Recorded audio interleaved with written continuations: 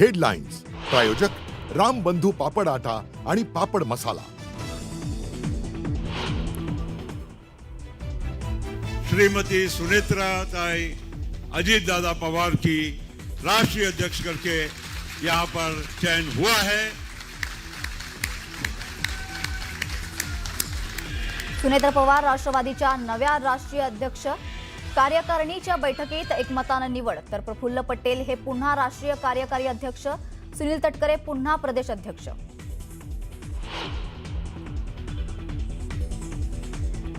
महाराष्ट्राच्या विकासासाठी दादा आयुष्यभर झटले, अजितदादांच्या आठवणींनी सुनेत्रा पवार भाऊ। राष्ट्रीय अध्यक्षपद हे माझ्यासाठी केवळ पद नाही तर जबाबदारी असल्याचंही केलं स्पष्ट।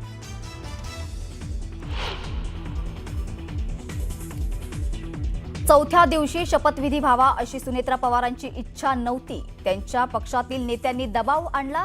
रोहित पवारांचा आरोप, तर भुजबळांचा रोहित पवारांवर पलटवार।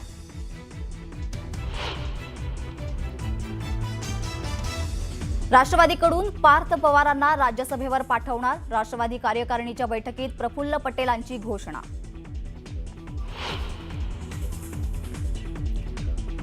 पक्षाशी घेणं देणं नसणारे आपल्याला सल्ले देत आहेत, प्रफुल्ल पटेलांची रोहित पवारांवर नाव न घेता टीका।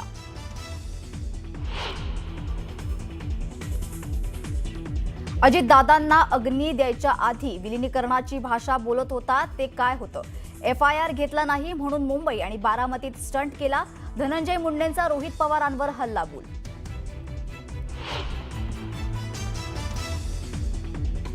मरीन लाईन्स पोलिसांनंतर बारामती पोलिसांनी अजित पवारांच्या अपघात प्रकरणी FIR दाखल न केल्यानं रोहित पवार आक्रमक।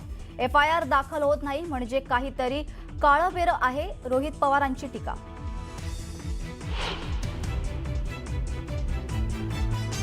नागपूरमध्ये युवक काँग्रेसच्या कार्यकर्त्यांचं भाजपच्या कार्यालयासमोर आंदोलन, युवक काँग्रेस राष्ट्रीय अध्यक्षांच्या अटकेला विरोध। उदय भानजी यांच्या अटकेच्या निषेधार्थ आंदोलन।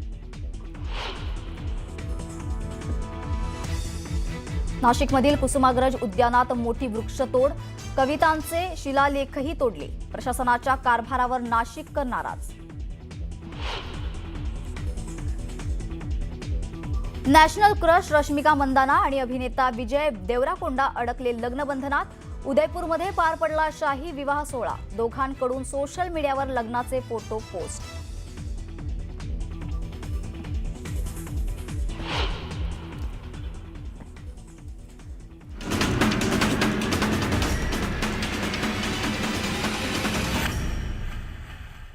नमस्कार, मी प्रतीक्षा, न्यूज 18 मराठीमध्ये आपलं स्वागत आहे। तर बुलेटिनच्या सुरुवातीला एक महत्त्वाची बातमी आहे। यवतमाळ वाशिमचे ठाकरेंच्या शिवसेनेचे खासदार संजय देशमुख यांच्या वाहनाला अपघात झालाय। साखरा गावाजवळ टिप्पर यांच्या वाहनाला जोरदार धडक दिली आहे, तर खासदार संजय देशमुख हे सुखरूप असून त्यांना किरकोळ दुखापत झाली असल्याची माहिती समोर आली आहे। त्यांच्या वाहनाचं मात्र नुकसान झालंय। अपघातानंतर त्यांनी दिग्रस इथल्या मात्रे हॉस्पिटलमध्ये उपचार घेतलेत। यानंतर पाहूया सुपरफास्ट 100 बातम्या। NCPA कडून राज्यसभेसाठी पार्थ पवारांच्या नावाची घोषणा करण्यात आली आहे। प्रफुल्ल पटेलांनी पार्थ पवारांच्या नावाची केली घोषणा। राष्ट्रवादीच्या राष्ट्रीय अध्यक्षपदी सुनेत्रा पवारांची निवड करण्यात आली आहे। राष्ट्रवादीच्या कार्यकारिणीच्या बैठकीत प्रफुल्ल पटेलांनी सुनेत्रा पवारांच्या नावाची घोषणा केली आहे।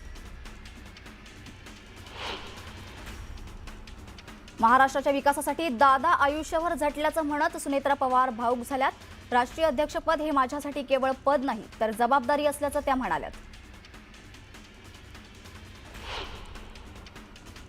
अजित पवारांच्या अपघात प्रकरणात महत्त्वाचे पुरावे CIDच्या हाती लागलेत। CIT केंद्र सरकारच्या एजन्सीसोबत काम करणार असल्याचं CIDच्या अधिकाऱ्यांनी स्पष्ट केलंय। अजित पवारांच्या विमान अपघात प्रकरणी रोहित पवारांनी बारामती पोलीस स्थानकात FIR दाखल करण्याची मागणी केली आहे। FIR दाखल करत नसाल तर मला अटक करा असं म्हणत रोहित पवार आक्रमक झालेत। BSR कंपनीला वाचवण्याचा प्रयत्न का केला जातोय असा सवाल रोहित पवारांनी केलाय। पोलिसांचं वागणं बघून आम्हाला अपघातावर शंका असल्याचं रोहित पवारांनी म्हटलंय।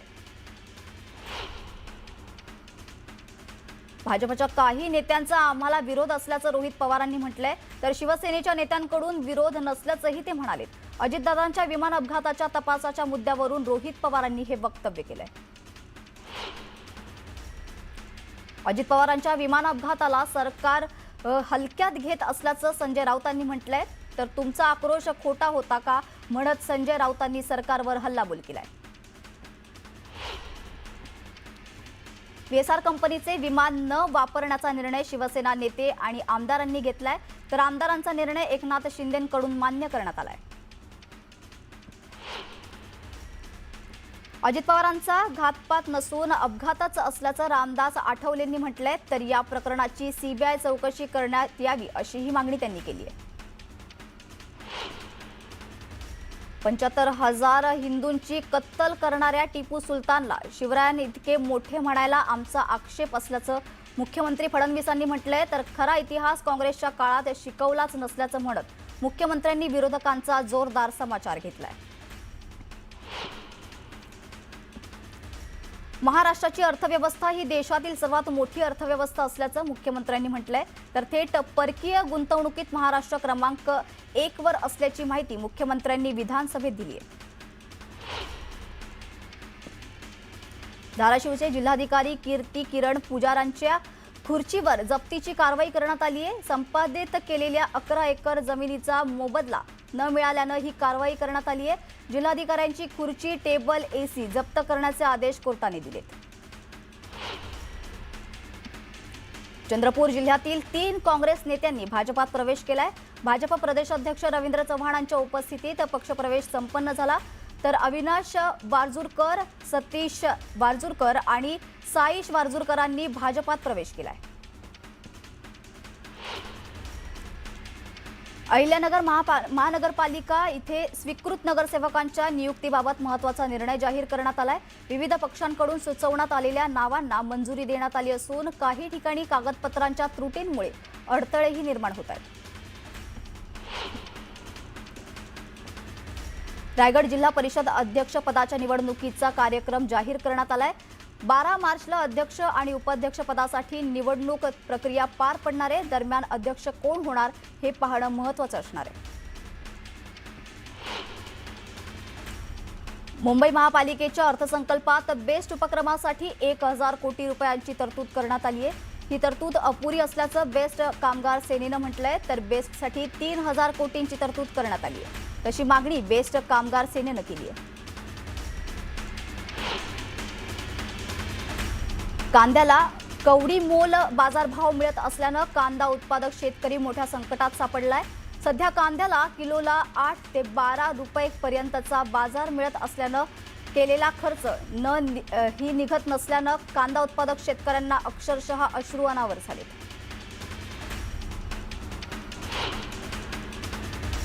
कांद्याच्या दरातील घसरणीमुळे चांदवडमध्ये शेतकरी आक्रमक झालेत. गळ्यात कांद्याच्या माळा घालून मुंबई-आग्रा महामार्गांवर रस्ता रोको आंदोलन करण्यात आले, तर तातडीनं कांद्याला हमीभाव देण्याची मागणी शेतकऱ्यांनी केली आहे. बीड जिल्हाधिकारी कार्यालयासमोर सामाजिक कार्यकर्त्यांनी आंदोलन केलंय. कागदावरती झाडे रेखाटत अनोखं आंदोलन करण्यात आलंय, तर दिशाभूल होत असल्याचा आरोप आंदोलकांनी केलाय. चांदवडमध्ये कांदा आणि मक्याला दर देण्याच्या मागणीसाठी उपोषण करण्यात आलंय. मंत्री दादा भुसेंच्या आश्वासनानंतर शेतकऱ्यांनी आमरण उपोषण मागे घेतलंय. वेंगुर्ल्यामध्ये आंबा काजू बागायतदारांनी धडक मोर्चा काढलाय. आंबा काजू पिकासाठी सरसकट नुकसान भरपाई देण्याची मागणी यावेळी करण्यात आली.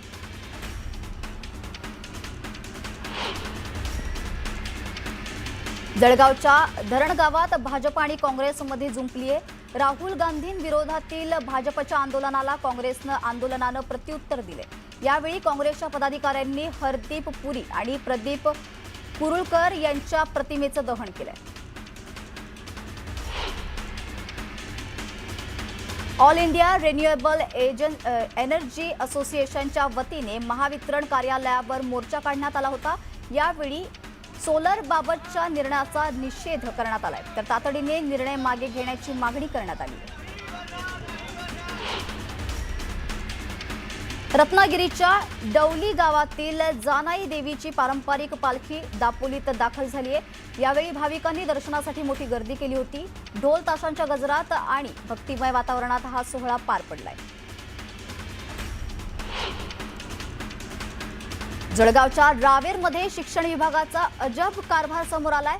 11 विद्यार्थ्यांवर कॉपी केल्या प्रकरणात कारवाई करण्यात आली आहे, मात्र शिक्षण विभागाने शून्य कारवाई केल्याचं दाखवलंय।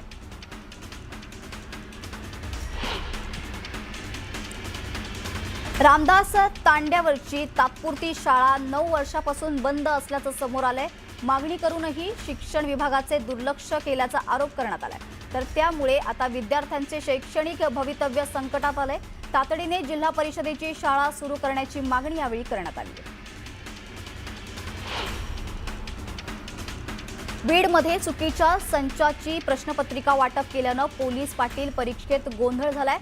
गंभीर बाब म्हणजेच ही चूक लक्षात आल्यानंतर प्रश्नपत्रिका बदलण्यात आली, मात्र तोपर्यंत परीक्षार्थ्यांचा अमूल्य वेळ वाया गेला होता। परीक्षा नव्याने घेण्याची मागणी परीक्षार्थ्यांनी केली आहे।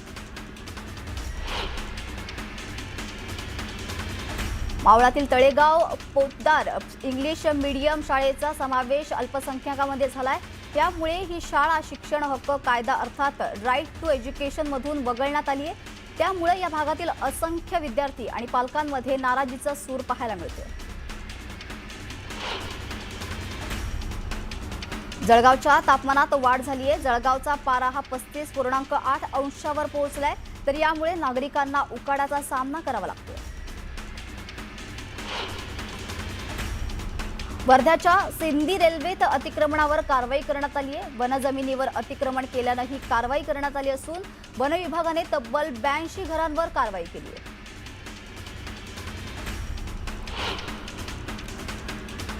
सिल्लोड तहसील कार्यालयासमोर नागरिकांनी आत्मदहनाचा प्रयत्न केला। वाळू तस्करी विरोधात कठोर कारवाई करण्याची मागणी यावेळी करण्यात आली आहे।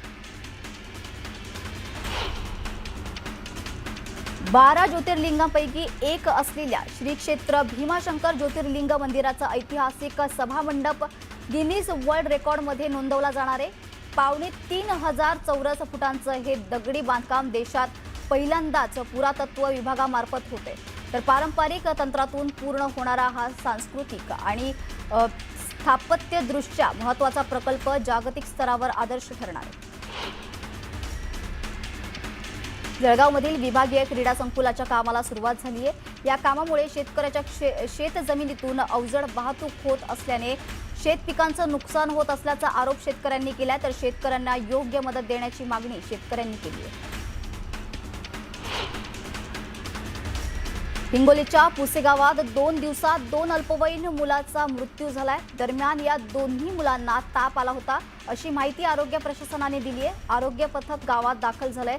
ताप आलेल्या नागरिकांची तपासणी करण्यात आली आहे। जळगावात खानदेश महोत्सव 2026ला उत्साहात प्रारंभ झालाय। 26 फेब्रुवारी ते 2 मार्च दरम्यान सागर पार्क इथे हा महोत्सव होणार आहे। या महोत्सवात 180 स्टॉल्सद्वारे हस्तकला, घरगुती वस्तू, ज्वेलरी, खाद्यपदार्थ यांची विक्री होणार आहे, तर सांस्कृतिक कार्यक्रमांचीही रेलचेल असणार आहे। संतश्रेष्ठ तुकाराम महाराज यांच्या बीज सोहळ्याला आजपासून सुरुवात झाली आहे। राज्यभरातून वारकरी आणि भक्त देहूत दाखल झाले।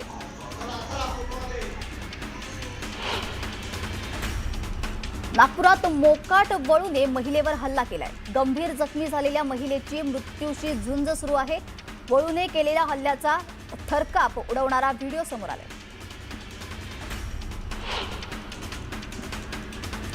केवळ छत्रपती संभाजीनगरमध्ये शेतात बकऱ्या चरण्याच्या किरकोळ वादातून एका 75 वर्षीय वृद्ध महिलेची दगडाने ठेचून निर्घृण हत्या करण्यात आली, तर या प्रकरणातील आरोपीला पोलिसांनी अटक केली आहे।